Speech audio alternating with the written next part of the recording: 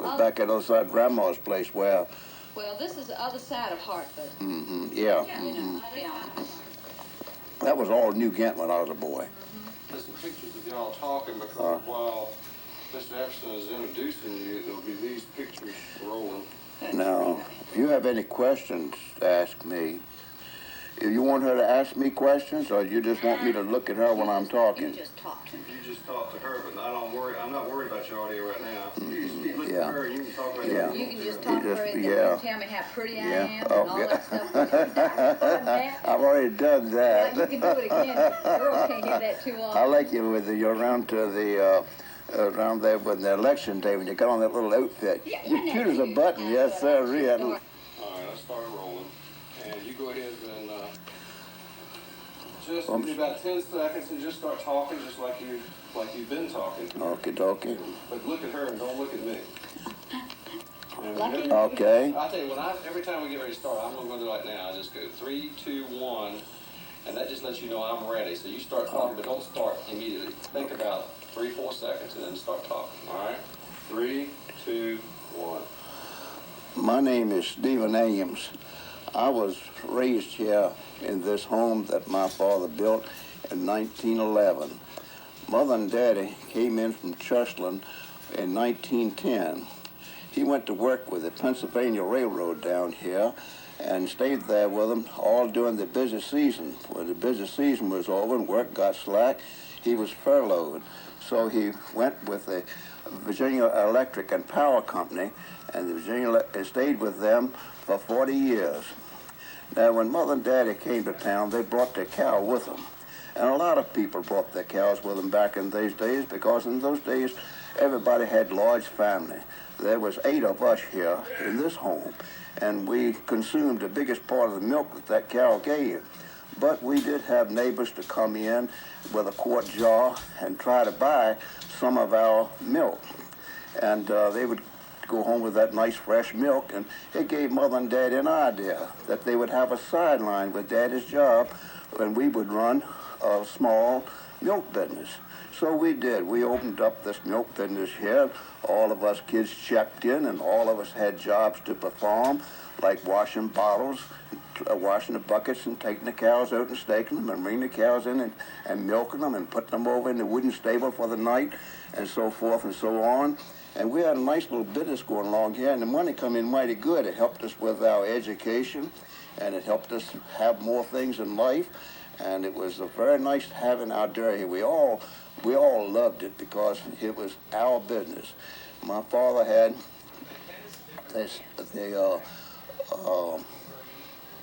stop it. All right, now look. You get too excited about this thing. You're trying to make it too much like a TV show. Yeah. We're just, Take your time. audio's coming out fine, the picture's fine, so all we need to do is we'll just record. Good, you're doing great. You're going to be a star. Now, whenever you want to start back. All right, so you're going to give me the sign? 3, 2, 1. So they purchased 2 cows. One of them was a Holstein cow, and the other was a Guernsey cow. Now, the Guernsey cow gave the rich milk, but not as much of it as the Holstein cow. But putting the 2 milks together, why, it made a nice milk. And so in 1919, the city annexed Port Norfolk, and therefore everything changed with our dairy, because we had to bring it up to city specifications. The first thing we had to do was to build a new dairy barn, and that dairy barn had to be with all specifications or plans given to us. So many windows, screen doors, concrete floor, concrete stalls, and then the stanchions were put down in this concrete, so when the cows go in, you'd hook that hook around their neck, as it was saying, while you were milking them. And we would take the cows out of there after we milked them and put them over in the wooden stable. And then there were other things the city had us to do. The health department had Dr. Crouse to come out and get a quart of milk about every 2 weeks, and he would take that milk down to the lab and examine it for bacteria and for butterfat. Now, you had to watch out for your bacteria, because if your bacteria was high with your milk, they could put you out of business. So we were very careful in handling our milk. As the milk was milked, it was brought into the milk room, and that's where it's poured into a huge cylinder. It looked like a funnel with a piece of cheesecloth over it. It was all strained, and that milk goes in that compartment. Then comes down on the sides of this milk cooler, which water is constantly flowing in there to make it cool. Then the milk is caught in a bucket below, and my mother would bottle it and put the bottles of milk in the ice-cold refrigerator. And the refrigerator was all stone lined, so it held the temperature and kept the milk in good order for us to deliver. Now, we boys would all deliver the milk on our bicycles, and we carried it in a radius about a mile up around Port Norfolk Junction and out to New Ghent, and the customers that were close by, while my sisters would carry. We all had a job, and the stoppers that we put on that milk all had that day on them. And so we'd have to get out Mondays for Mondays and Tuesdays for Wednesdays and put those stoppers on. And I gave one of those stoppers to one of our neighbors, Mr. Dale Shaw, and Dale and Herb took that stopper and made a beautiful stopper out of it that we bottled that milk with. Incidentally, while you're here, I'd like to show you that stopper. And here's a picture of that stopper that is going to be placed on the maternity barn that is out in the back, that we will have other pictures to show you just a little later. Now, as time went on with the milk business, we